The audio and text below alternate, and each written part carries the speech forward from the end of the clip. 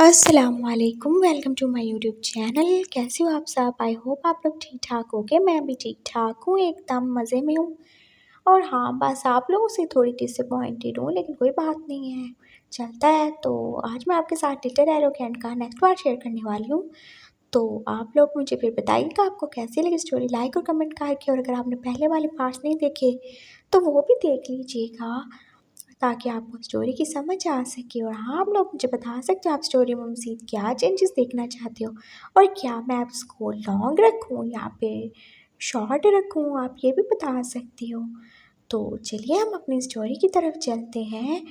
तो हमने क्या देखा था, हमारे अंकल चिरैन जो के दोनों ब्रदर्स को, जो कि उनकी नज़र में तो भाई है ना, उनको आराम से सोता देख के एकदम से पीसफुली एक ने आप में दो तलवारों को देख के अब अपने रूम में जा चुके थे। और वांग जी ने तो शुक्र का सांस लिया, चलो बहुत ही अच्छा हुआ, ये बला भी सर से टली।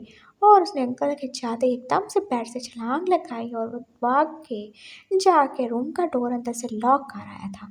और दूसरी तरफ अंकल जैसे ही अपने रूम में पहुंचे तो जोजो ने उनसे पूछा, यहाँ देर लगा दी, बच्चे ठीक तो है ना? हाँ हाँ, बच्चे तो ठीक है, एकदम से सो भी गए हैं वो तो। अच्छा, सो गए क्या सच में? हाँ, अलग अलग थे ना वो? हाँ हाँ, अलग अलग ही सो रहे हैं। अंकल ने झूठ बोला। क्यों? क्या वो मज़ीद अपनी वेडिंग नाइट को डिले नहीं करना चाहते थे? और विंग की मामा को तो बस उसी की टेंशन सताई जा रही थी, इसलिए उन्होंने झूठ बोल दिया। तो अब तुम अपने बेटे के बारे में सोचती रहोगी या मेरा भी कुछ ख्याल करोगी? कम ऑन जोजो, हमारी वेडिंग नाइट है। चेरी, तुम बहुत ज़्यादा शेमलेस हो। हाँ, हम लैंस ऐसे ही होते हैं, थोड़े शेमलेस, बहुत ज़्यादा पोजेसिव। और वो अब चुप भी हो गई थी। और दूसरी साइड पे हमारा वाजी भी तो कितना ही ज़्यादा एक्साइटेड था। फाइनली अब वो पूरे होश में, पूरे खुले हाथ पैरों के साथ जो मर्जी चाहे विंग के साथ कर सकते हैं। चाहे छोटी सी वेडिंग नाइट, ऊपर ऊपर से वाली तो मना ही सकता है ना। और उसने सोच लिया था कि आज वो बहुत ही मज़े करने वाला है, कोई नहीं सोएगा वो।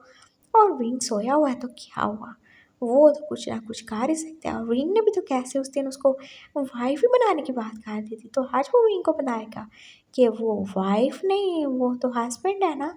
और आज विंग को पता चल ही जाएगा कि वो वाइफ कौन है, कौन बॉटम है। पता चल जाएगा। और फिर उसने जल्दी से अपना कोट उतारा, अपनी टाई भी निकाल दी, और अब तो शर्ट की बारी थी। अरे उतार दूँ क्या? उसने खुद से ही पूछा। हाँ, उतार देता, मुझे कौन देख रहा है और मुझे कौन रोकेगा? वांग जी को कोई रोक सकता है क्या? और फिर उसने अपनी शर्ट भी उतार दी। ओह, शर्ट उतार दिया, थोड़ा सा रेडी होना चाहिए, थोड़ा और प्यारा बनना चाहिए अपनी प्यारी क्यूट सी वाइफ के लिए। और उसने फिर बहुत सारे परफ्यूम जो था वो खुद पे स्प्रे कर लिया था, और आप खुद को ही आईने में देख के खुश हुआ जा रहा था। बेटर, सब लोग ऐसे ही कहते हैं तुम छोटे हो, तुम बिल्कुल भी छोटे नहीं हो, तुम एकदम परफेक्ट हो गोल्डी। कोई भी तुम्हें रिफ्यूज़ नहीं कर सकता। और विंग तो बिल्कुल भी नहीं। हाँ, वो घूंचू समझ नहीं पा रहा हमारे बीच के बॉन्ड को, लेकिन आज नहीं तो कल उसे पता चल ही जाएगा। चलो, बहुत ज़्यादा बातें होंगी, वो खुद से ही बातें कर रहा था। और फिर वो जाके विंग के पास बेड पे लेट गया था। और फिर उसने बिल्कुल भी देर नहीं लगाई, उसने बस विंग के फेस को प्यार से अपने हाथों में लिया। और वह उसे देख रहा था, और विंग कितना ज़्यादा प्यारा लग रहा था आज। और आज तो उसने स्पेशली उसे मेकअप करवा के रेडी भी करवाया था। वो बहुत ज़्यादा परफेक्ट लग रहा था, एकदम जैसे किसी ब्राइड की तरह। और वांगची से फिर सब्र ही नहीं हुआ, उसने एकदम से विंग को बहुत ही पैशनेटली किस करना शुरू कर दी। मेरी वाइफ, मैं तुमसे दूर रह ही नहीं सकता। पता नहीं लोग कैसे अपनी प्यारी प्यारी वाइफ से दूर रह सकते हैं, मैं तो नहीं रह सकता। वो बस उसे बहुत ही प्यार से किस किए ही जा रहा था। और फिर विंग को भी तो जैसे अब होश आना शुरू हो गया था, लेकिन वांगजी अब अपने होश खो चुका था। और विंग ने भी जैसे ही फील किया था इस किस को, तो उसका भी तो दिल जैसे बहुत तेज़ी से धड़क रहा था। और उसने अभी उस बंदे को यानी कि वांगजी को अब आग ही कर लिया था। और वो भी अब उसका पूरा पूरा ही साथ दिए जा रहा था। और वांगजी को तो जैसे हैरत का झटका ही लगा था, अरे वाह, ये होश में आ गया। और फिर उसे एकदम से डर लगा, ओए अगर ये होश में आ गया और इसने मुझे ऐसे देख लिया तो ये क्या सोचेगा मेरे बारे में। और अब वो एकदम से उससे अलग होना चाहता था, लेकिन विंग वो तो अब पूरी तरह उसको अपने कब्जे में कर चुका था। उसने बहुत टाइटली उसे जकड़ लिया और अब उसने आंखें भी खोल दी थी और अब वो पूरे पैशन से उसे किस किए जा रहा था। और वांगजी तो स्टंट था, ये विंग को क्या हो गया, कहीं इसके अंदर की वो पुराने वाली आत्मा फिर तो नहीं जाग गई। वो एकदम से जैसे अब परेशान ही हो गया और फिर वही हुआ था जिसका वांगजी को डर था। विंग ने जैसे ही आंखें खोली थी उसने क्या देखा था, वो बेड भी है जो कि फूलों से सजा हुआ है और रूम भी कितना अच्छा सेंटेड और डेकोरेटेड है। तो उसने क्या समझा था, अरे वाह आज तो मेरी वेडिंग नाइट, आज मेरी शादी हुई है और ये कौन है जो मुझे इतने प्यार से किस खा रहा है, ये ज़रूर मेरी वाइफ होगी। ओ मेरी वाइफ मुझे कितना ही ज़्यादा किस खा रही है। और उसने फिर क्या ही किया था, वो खुद को हस्बैंड और वांगजी को फिर से वाइफ ही समझ रहा था और उसने एकदम से इसी वजह से तो उसे आगे काट लिया था। और अब वांगजी जितना मर्जी छूटने की कोशिश कर रहा था लेकिन विंग ने तो उसे छोड़ना ही नहीं था। और अब एकदम से क्या हुआ था, वो विंग ने फिर से जैसे अपनी पोजीशन ही चेंज कर ली थी और उसने एकदम से वो वांगजी को फ्लिप कर दिया था। वांगजी अब नीचे और विंग उसके ऊपर था और विंग तो जैसे अब बहुत ही ज़्यादा नशे में अपना कंट्रोल खो चुका था। उसने बोला, वाइफी तुम कितनी ज़्यादा डेस्परेट हो। हाँ ठीक है तुम्हारा हस्बैंड इतना ज़्यादा हैंडसम है, इतना ज़्यादा कूल है, लेकिन इसका मतलब ये तो नहीं कि तुम ऐसे कपड़ा ही उतार के बैठ जाओगी। बहुत बुरी बात है ये, वो तो सब मुझे करना था, तुम ये क्या ही करे जा रहे हो। और अब विंग बोल रहा था और वांगजी फिर से जैसे अब बेचारा बेहोश ही होने वाला था। क्या विंग उसको फिर से वाइफ समझ रहा है। मैं वाइफ नहीं हूँ तुम्हारी विंग, मैं गोल्डी हूँ। हाँ अच्छा अच्छा नाम है तुम्हारा गोल्डी, तुम ही मेरी वाइफ हो। मैंने कितनी दफ़ा तुम्हें बोला है जब भी हस्बैंड कुछ करते हैं ना तो चुप करके करवाते हैं, अच्छी वाइफ बोलती नहीं, लेकिन तुम तो समझती नहीं हो। और आज देखो तुमने क्या ही खा दिया। अगर कोई और हमारे रूम में आ जाता ऐसे तुम्हें बिना शर्ट के बिना कपड़ों के देख लेता तो क्या इज्जत रह जाते मेरी। कितनी बुरी हो तुम, कैसी वाइफ हो तुम, तुम्हें अपने हस्बैंड की इज्जत का ज़रा भी ख्याल नहीं है। वो बस बोले जा रहा था और वो तो हाथों ख्यालों में न जाने कितनी बार ऐसे ही शादियां कर चुका था और उसने तो हमेशा अपने साथ लड़कियों को ही देखा था। और जब भी वो ऐसे लास्ट टाइम की दफ़ा ड्रंक होता था या फिर वो अपनी सोच में अपनी इमेजिनेशन में होता था तो हमेशा खुद को एज ए हस्बैंड इमेजिन करता था और अभी तो यही हो रहा था ना। और वांगजी ने सोचा ये क्या हो गया था, मैंने क्या करना चाहा था और ये क्या ही हो रहा है।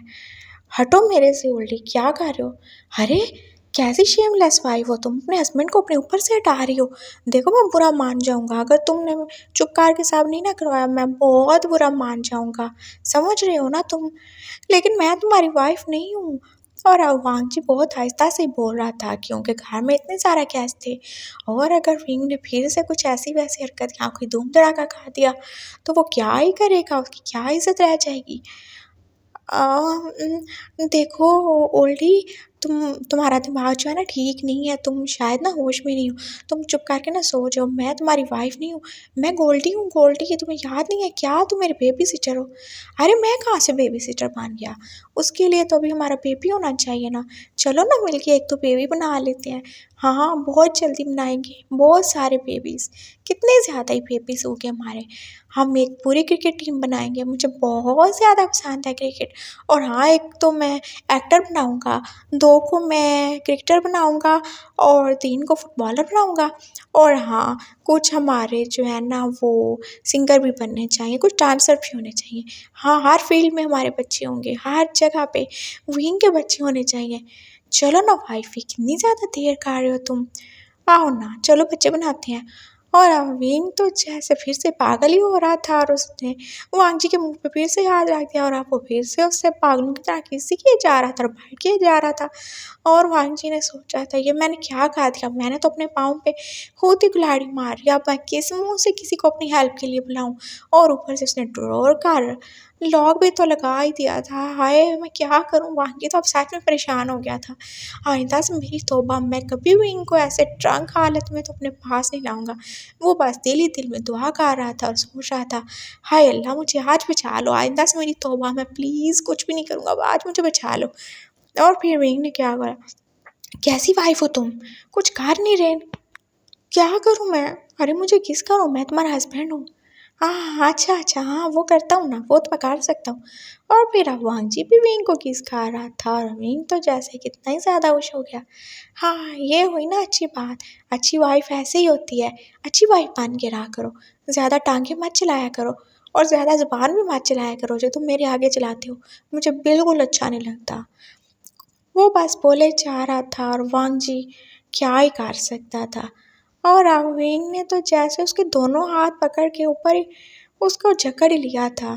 चलो ना वाइफी, अब शुरू करें क्या? क्या शुरू करें? अरे वही डिंग डोंग करेंगे तो बच्चे आएंगे ना। मुझे कोई डिंग डोंग नहीं करना प्लीज़।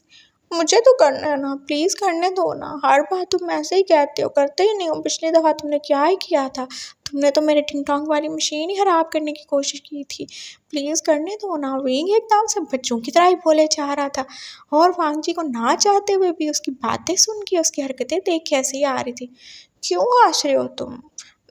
मैं टिंग टोंग करना चाहता हूँ, मुझे नहीं पता, करने दो ना, प्लीज़ करने दो ना। अच्छा एक बार ही करूँगा, प्लीज़ एक बार करने दो। वो कह रहा था और वांग जी चुप ही हो गया। और उसने सोचा, अरे विंग मेरे साथ क्या ही टिंग टोंग करेगा, पता नहीं बेचारे का कितना ही ज़्यादा दिल होगा।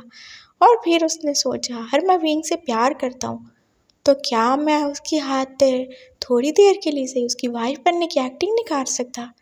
हाँ मैं करूँगा, मैं विंग की खुशी के लिए कुछ भी करूँगा, चाहे वो मुझे जैसे मर्ज़ी यूज़ करे। मैं उसकी वाइफ भी बन जाऊँगा, मैं उसके लिए कुछ बन जाऊँगा। और ये गोल्डी सिर्फ बाकी सब लोगों के लिए गोल्डी है, तुम्हारे लिए तो कोई नहीं है, सिर्फ वांगजी है, तुम्हारा वांगजी। उसने कहा, हाँ हस्बैंड, तुम जैसे चाहो कर सकते हो, मुझे कोई मसला नहीं है। उसने बोला और विंग तो जैसे अब खुशी से पागल ही होने वाला था। हाय सच में, हाँ हाँ सच में, वांगजी ने कहा। और विंग तो एकदम से जैसे खुशी हो गया था और उसने वांगजी को तो बहुत ज़्यादा किसेस करना शुरू कर दी थी, इतनी ज़्यादा किसेस। और वांगजी को तो जैसे फील हो रहा था उसकी सारी बॉडी एकदम से हॉट ही हो चुकी है। और फिर बहुत ज़्यादा किसेस करने के बाद विंग अब फिर से बैठ गया था एकदम से उठ के। क्या हुआ हस्बैंड, क्या हुआ, तुमने डिंग डोंग नहीं करनी? नहीं मुझे इससे आगे नहीं आता, मैं नहीं कर सकता। यार तुम तो हस्बैंड हो ना, तुम्हें तो आना चाहिए ना। आना चाहिए लेकिन नहीं आता, मैं क्या करूँ? अच्छा तो फिर मैं करूँ क्या? हाँ तुम कर लो, तुम्हें आता है क्या करना? हाँ हाँ मुझे सब आता है, सच्ची में मैंने बहुत सारी मूवीज़ देखी है। और विंग ने एकदम से उसे थप्पड़ मारा। शेमलेस, बेहया, बेगैरत, और कैसी हो तुम, कैसी वाइफ हो तुम, कैसी मूवीज़ देखते रहते हो? और वांग जी अब फिर से उसे मुंह बना के देख रहा था। ये क्या कर रहे हो तुम, अपनी वाइफ को मार रहे हो विंग? हाँ मैं मारूंगा, तुम्हें शर्म नहीं आई? तुम कैसे ऐसी मूवीज़ देख सकते हो? कौन कौन सी मूवीज़ तुमने देख रखी हैं? मैं भी मामा को जाके बताता हूँ कि तुम कैसे सन इन लॉ जो इतनी गंदी गंदी मूवीज़ देखते हो। बहुत बुरी बात है ये। और वांग जी ने तो ऐसे ही बोल दिया था, लेकिन विंग का तो एकदम से पारा ही हाई हो गया, तुम्हारी हिम्मत भी कैसी हुई, बताओ मुझे। और अब उसने फिर से वांग जी को पकड़ लिया था उसके दोनों हाथों से, बताओ तुम्हारी हिम्मत भी कैसी हुई। और एकदम से एक और थप्पड़ उसके मुंह पे मारा था। हाँ वो थप्पड़ ज़्यादा शदीद नहीं था, लेकिन वांग जी तो चुप भी हो गया था, ये उसने क्या ही कहा दिया था। एक बार फिर से उसने पाँव पे अब कुल्हाड़ी की जगह छुरी मार ली थी, और वो भी तेज़ वाली। Husband I am sorry. क्या सॉरी? तुम गंदी वाली मूवीज़ देखते हो, शर्म है कि नहीं है तुम में? तुम क्या शरीफ लड़के नहीं हो, तुम अच्छे बच्चे नहीं हो, बिल्कुल भी अच्छे बच्चे नहीं हो, तुम बहुत बुरे हो। मैं नए पापा से भी तुम्हारी शिकायत करूँगा, मैं उनको बताऊँगा कि तुम कितने ज़्यादा बिगड़ चुके हो। अभी अपनी एज देखो और अपने काम देखो। तुम मूवीज़ देखते हो, वो भी वो वाली मूवीज़। तौबा तौबा, एक मुझे देखो, कितना ज़्यादा मासूम हूँ, कितना ज़्यादा शरीफ हूँ, जिसने आज तक टिंग टोंग नहीं किया। और तुम्हें पता क्यों नहीं टिंग टोंग किया? क्योंकि मुझे करना आता ही नहीं है। और वो फिर से बोल के खुद सी हँस ही रहा था। हाँ मुझे डिंग डोंग करना नहीं आता। कितनी फनी बात है ना? कितनी मज़े की बात है, इतना ज़्यादा इनोसेंट भी कोई होता है? और फिर वांजी ने उससे कहा, हाँ तुम इनोसेंट हो ना इतनी ज़्यादा। हाँ मैं इनोसेंट हूँ, लेकिन मैं बेवकूफ़ भी तो हूँ ना। तुम्हें पता है कि मैं ये सब क्यों नहीं कर पाता? क्योंकि मैं किसी को इमेजिन ही नहीं कर पाता। जब भी मैं कुछ करने का सोचता हूँ, मेरे ज़हन में हमेशा वो आता है। वो कौन? वांजी एकदम से कान ही खड़े हो गए। अरे वो खड़ूस सा, वही, वो जो है ना वांजी, वो जो गोल्डी है वो। हाँ तो मैं ही तो गोल्डी हूँ, तुम कहाँ गोल्डी हो, तुम तो मेरी वाइफ हो ना। और पता है तुम्हें, उसने मुझे मार कर दिया था।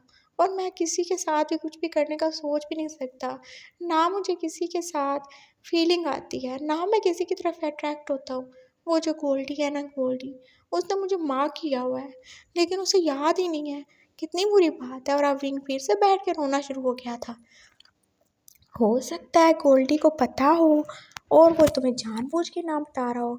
हाँ तो उसे बताना चाहिए ना। अब देखो मेरी कितनी ज़्यादा एज हो गई है, मैं कब तक ऐसे अकेले रहूँगा। उसने मुझे मार काट दिया और फिर कभी बाद में इसका जिक्र भी नहीं किया। और देखो अभी ने खुद एकदम से अपनी नेक वांची को दिखा, ये देख रही हो तुम, ये मेरा मार्क है। मैंने इसको छुपा के रखा हुआ है कब से। मैं मेकअप करके छुपा देता हूँ ताकि किसी को पता ना चले कि मैं कौन हूँ। मैं ओमेगा हूँ, मैं अल्फ़ा नहीं हूँ। सब मुझे अल्फ़ा समझते हैं। और देखो मुझे दो दो ज़िंदगियाँ जीनी पड़ रही हैं सिर्फ उस वांगजी की वजह से और अपने मामा की वजह से।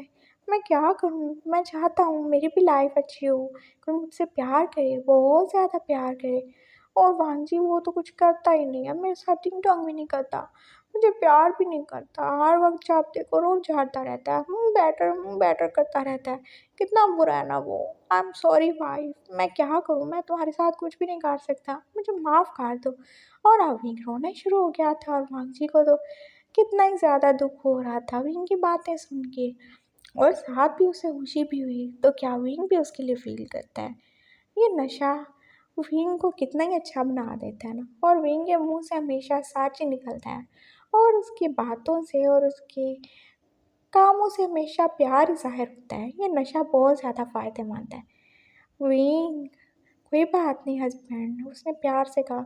नहीं बहुत बुरी बात है, देखो तुम मेरी वाइफ हो, मेरा काम है ना मैं तुम्हें खुश करूं, लेकिन मैं नहीं कर सकता, मुझे बस वो वांगजी अच्छा लगता है। लेकिन वो तो कुछ समझता ही नहीं है ना, नहीं समझता, बहुत बुरा है वो, बहुत ज़्यादा ही बुरा है। विंग अब कह रहा था और फिर रोते रोते वो फिर से वांगजी को हक करके सो चुका था। और वांगजी ने अब फिर आराम से उसे लिटा दिया था और उसने विंग के आंसू साफ किए। गोल्डी, वांगजी भी तुमसे बहुत ज़्यादा प्यार करता है, वो भी तुम्हें अपना बनाना चाहता है। वो भी चाहता है कि तुम उसके पास रहो, उसके करीब रहो। लेकिन वांगजी अभी छोटा है ना, ऑफिशियली वो 18 का होगा ना, तो तुम्हें अपने पास रखेगा हमेशा के लिए, आई प्रॉमिस। और मैं तुम्हें नहीं बता रहा, ये भी कोई वजह है क्योंकि मैं नहीं चाहता तुम मुझे गलत समझो। मैं चाहता हूँ तुम इस प्यार को फील करो, खुद से इस प्यार को समझो। और ये सब बातें मुझे अपने पूरे होश में बोलो, मैं तुम्हारे मुंह से सुनना चाहता हूँ Oldi. I love you Oldi, मैं यही तुम्हारे मुंह से भी सुनना चाहता हूँ, ये 3 मैजिकल वर्ड्स मेरे लिए। I love you so much Oldi. और अब वो फिर से विंग को किस किए जा रहा था, किए ही जा रहा था। और अब विंग नहीं उड़ने वाला क्योंकि एक दफ़ा उठ के वो हंगामा काट चुका है और अब वांगजी उसे उठाएगा भी नहीं। वांगजी ने कहा, इट्स ओके वांगजी, तुम्हारी किस्मत में अभी यही सब कुछ है, लेकिन कोई बात नहीं, सब्र का फल ही मीठा होता है और एक दिन बहुत ज़्यादा ही तुम फल खाओगे, देख लेना। उसने मुझसे कहा और अब वो फिर से उठ चुका था। उसे अब मजीद विंग को या खुद को किसी मुश्किल में नहीं डालना था। उसने अपनी शर्ट पहनी थी, अपना कोट भी पहन लिया था क्योंकि वो नहीं चाहता था कि सुबह जब कोई उन्हें देखे तो किसी भी किस्म की गलत फहमी का शिकार हो या उनको गलत समझे। वो अब एकदम से नॉर्मल हालत में जाके सोफे पे लेट के सो चुका था और अब वो सोते सोते भी विंग को देख रहा था। गुड नाइट वाइफी, परेशान मत होना, सब ठीक हो जाएगा। गोल्डी सिर्फ तुम्हारा है और तुम उसकी हो, और वो सब करेगा, तुम्हें बहुत ज़्यादा खुश रखेगा, बहुत ज़्यादा। बस 1 साल और, सिर्फ 1 साल। और मुझे कोई फ़र्क नहीं पड़ता हमारे एज डिफरेंस से या किसी भी चीज़ से, लेकिन ये दुनिया है ना, हमें इसके लिए थोड़ा सा तो कॉम्प्रोमाइज़ करना ही पड़ेगा ना। और बस इसी दुनिया के लिए मैं 1 साल रुकूंगा और इसके बाद तो मैं तुम्हें बिल्कुल भी उससे दूर नहीं जाने दूंगा। और ये तुम्हारे टिंग टोंग वाले काम तो बस कर ही दूंगा। तुम्हारी सारी ख्वाहिशें पूरी होंगी, हमारे बहुत सारे बच्चे होंगे डियर हस्बैंड, और वो तुम पैदा करोगे, मैं नहीं। और वो अब सोच के खुद ही खुश हो रहा था और फिर इसी तरह वो खुश होते होते सो ही चुका था। उसकी ये आधी अधूरी नन्ही मुन्नी सी वेडिंग नाइट बस ऐसे ही गुजर चुकी थी और इसके साथ ही हमारा ये पार्ट भी कंप्लीट होता है।